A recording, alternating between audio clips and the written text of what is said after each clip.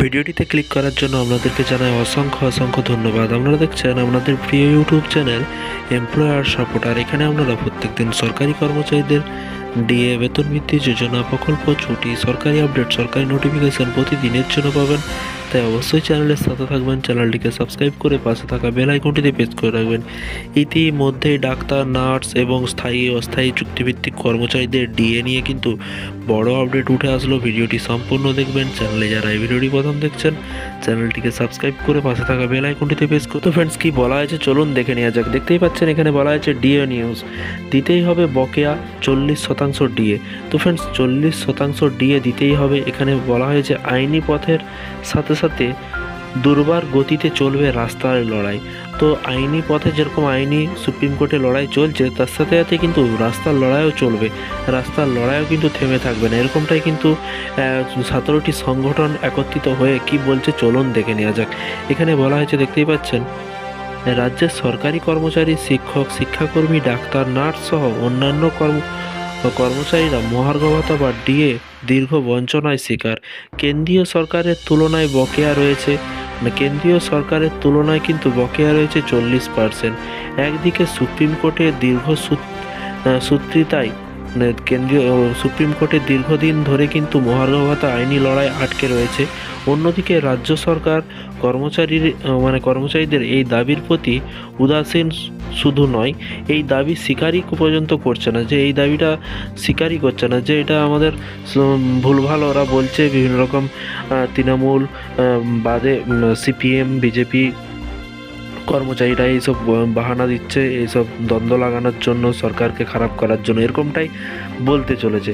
তারপরে দেখুন এখানে বলা হয়েছে কি, এই প্রেক্ষিতে আজ কলকাতার কলেজ স্কোয়ারে মহাবোধি সোসাইটি হলে 17টি সংগঠনের উদ্যোগে কিন্তু মহার্ঘ ভাতার ও বঞ্চনায় পশ্চিমবঙ্গ সরকার ও আদালত শীর্ষক এক সেমিনার সংগঠিত হয়।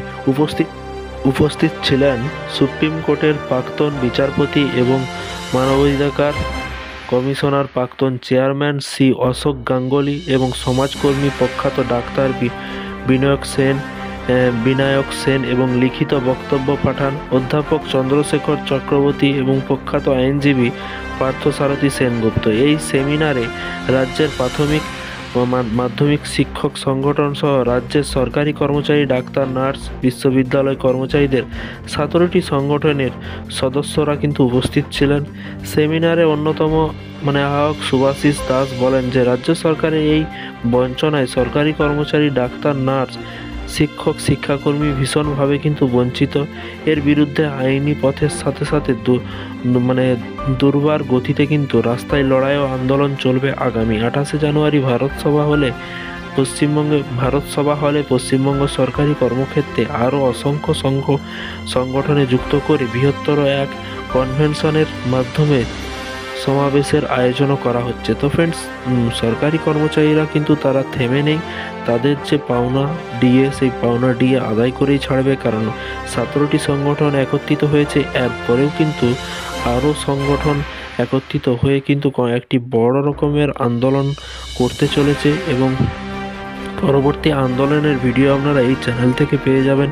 চ্যানেলটিকে সাবস্ক্রাইব করে রাখুন। ভিডিওটি ভালো লাগলে একটি লাইক করবেন। এই ধরনের ছোট আপডেট পাওয়ার জন্য, কোথায় কি হচ্ছে সরকারি কর্মচারীদের এবং সংগ্রামী যৌথ মঞ্চের কি বলছে ভাস্করবাবু বা আরও অন্যান্য সদস্যরা, সমস্ত কিছু আপডেট কিন্তু এই চ্যানেলে আপনারা ভিডিওর মাধ্যমে পেয়ে যাবেন। চ্যানেলটিকে সাবস্ক্রাইব করে পাশে থাকা বেল আইকনটিতে প্রেস করে রাখতে ভুলবেন না। ভালো থাকবেন, সুস্থ থাকবেন এবং নিজের খেয়াল রাখবেন। Thank you.